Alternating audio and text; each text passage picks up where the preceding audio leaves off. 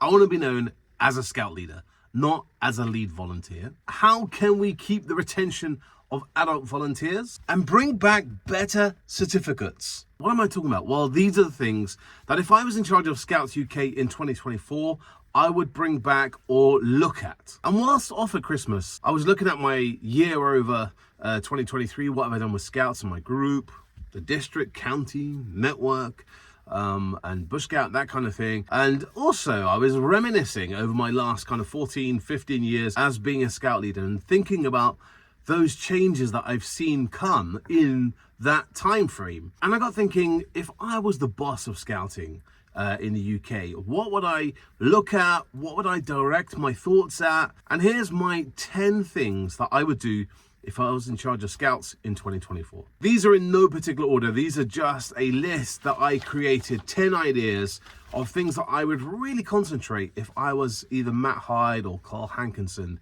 in 2024.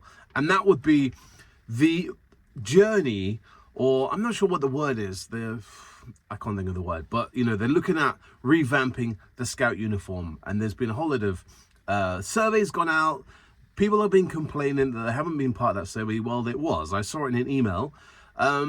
We have been asked, and I can't remember the percentage exactly about Scout not liking this uniform. Well, I do like the Scout uniform. I will put my head above the parapet. It's tall enough to say I really enjoy and I'm proud of wearing my Scout uniform. I do like to wear it every week down at the Scout unit. I do like to wear it on parade. I'm just proud of my uniform.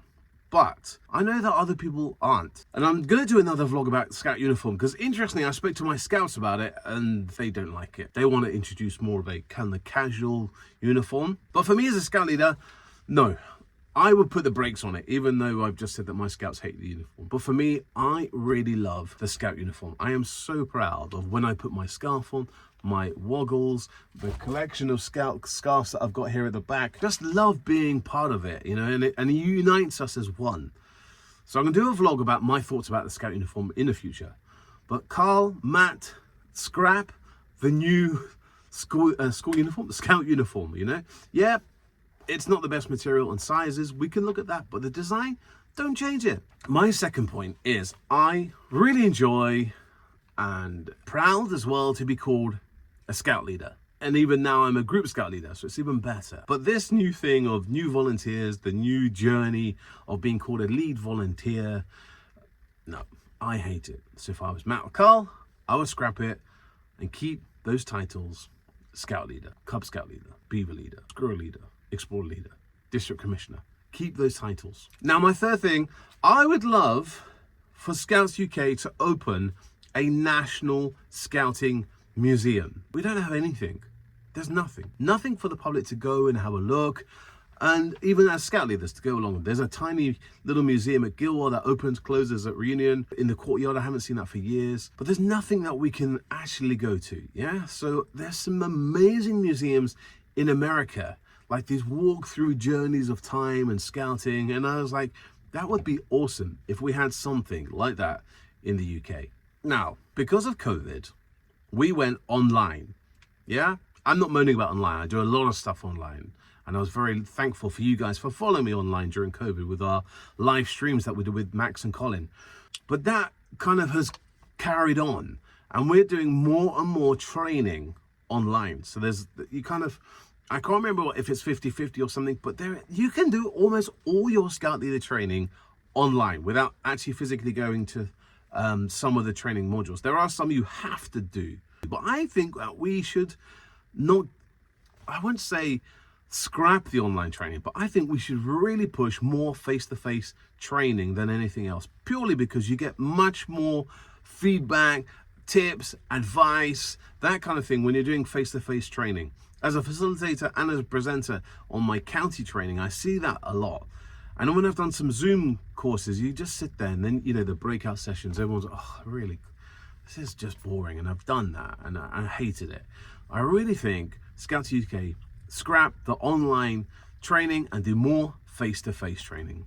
I've seen it, you've seen it, we've all seen it. There is a massive push on getting new volunteers into scouting. Yeah, okay, we do need adult volunteers. I get that. I understand that. Even in my group, we've had 2-3 left the end of 2023. So I'm going to look and replace them, which I've already got the wool going. So there's a massive push on getting those new volunteers, but there's almost zero about retention of leaders. How do we keep scout leaders in scouting movement? How can we do that? That's what I would do if I was Matt and Carl. Really push about leader retention. What can we do to say thank you? Yeah, there's all this thank you, thank you, thank you. And I think that word has now been overused way too much. But what can we physically do to keep the retention of scout leaders? There's no badges or anything like that. Yeah, we give them to the young people. Why can't we do that? Award ourselves when we do those challenges. Moving on to the next point very nicely is in Wales, they do a Dragon Award, yeah, and it's open for scouts and above, so explorers, network leaders can do it. And there's a bronze, silver and gold award, and I can't remember the details, but if you just Google it, I'll put the link just down here. And basically you've got to do a whole load of tasks, events, requirements, camp every single month in a year. 5 of those camps have got to be in a new campsite. You can't have more than in a back garden than 3. It's stuff like, got to camp at a county district, camp on a farm, that kind of thing. And I thought, why don't we do that in England? Well, in fact, I've got a Big Man of the Woods one coming out very soon because there's nothing. So I thought I'd do my own, and I'm going to launch it very soon. But if I was Matt and Carl, I would seriously look at doing something very similar that they do in Wales with the Dragon Award. Do it in England. That would be fantastic for retention for scout leaders. Now, I'm not privileged enough to know about new and up-and-coming scout badges, all right? So I don't get told anything like that. I just get found out when you guys get told in emails and stuff. But let's look at updating some new badges, bringing in new technology, that kind of thing.